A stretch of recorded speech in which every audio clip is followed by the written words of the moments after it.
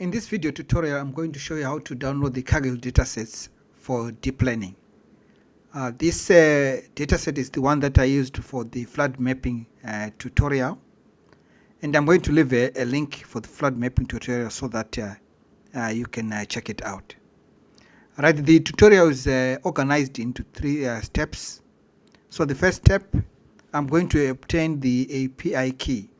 In order to do that, you need to be logged into the Kaggle platform. Okay, so once you are logged in, you go to your name and then click settings. Under settings, you are going to see where it says API. So there you can create a new token and then download it to your computer. So for my case, I'm going to save this token in my Google Drive. So this is our step 2. So I've created a subfolder in my Google Drive, which is Kaggle_key.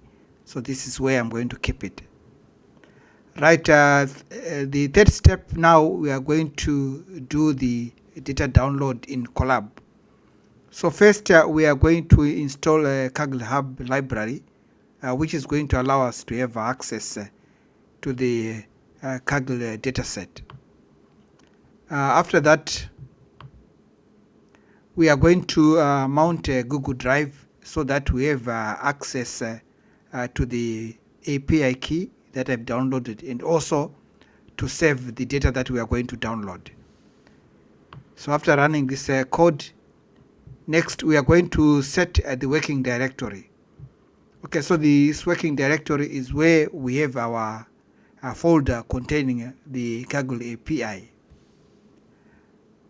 Right, after that, we want to ensure that the Kaggle API is placed in the correct folder.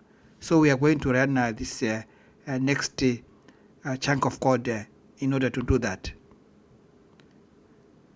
Okay, following that, now we are going to start our data download. So first, we are going to import the Kaggle Hub library that we have installed previously. Next, we are going to define the path where we are going to store the data that we are going to download. So I've created a folder, which I've named here flood underscore data 1. So this is where we are going to keep our flood dataset.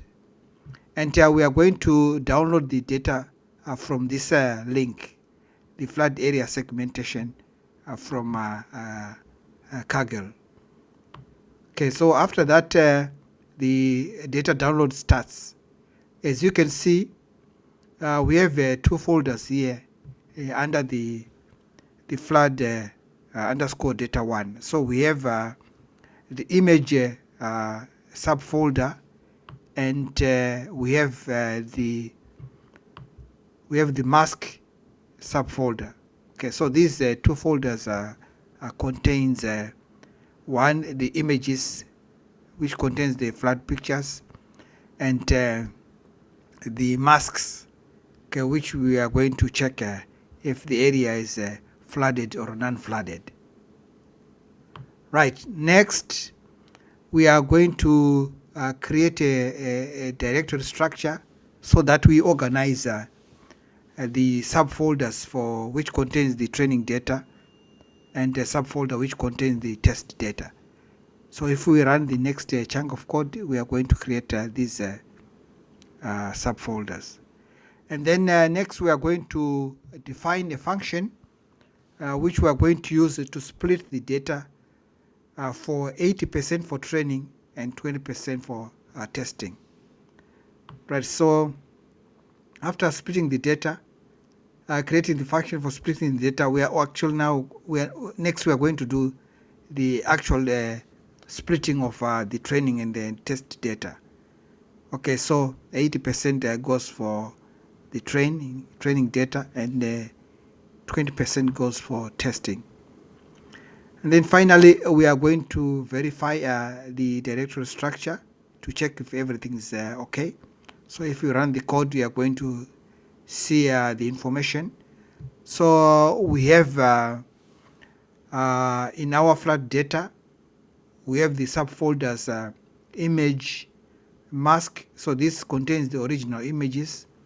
And then we have the data now, which is going to be split into the train and test folders. So this shows that the code is okay. We don't have any errors or any problems, and we have created our data sets. So in the train subfolder, we have the images showing the flood areas, and then in the train mask, we have the mask which corresponds to the images. So this mask shows the areas where there's flood and areas where we don't have flood. And then we have the test folders also, which also contains the images and the mask. So this is how you can prepare your data sets for doing any deep learning or any other machine learning procedure that you want to do. So thank you very much for watching the video. See you in the next one.